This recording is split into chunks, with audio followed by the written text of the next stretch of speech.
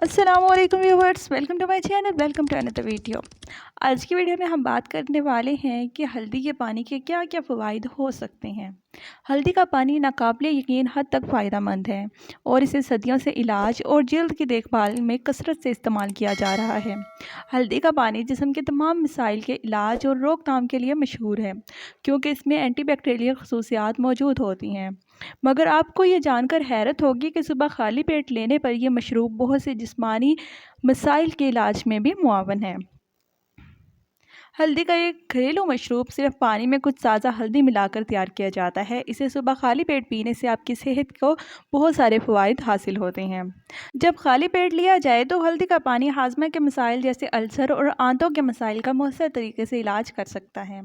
हल्दी का पानी पीने से वज़न कम करने में मदद मिलती है, क्योंकि ये जिस्म की चर्बी को जल्द से जल्द जलाने में मुआवन है।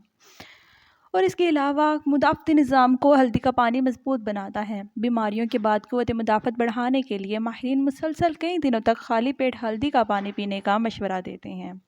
सोजिश और एंटीऑक्सीडेंट के ख़िलाफ़ भरपूर मुदाफ़ती मवाद की बदौलत हल्दी का पानी जिस्म की किसी भी सोजिश को नुमायाँ तौर पर कम करता है।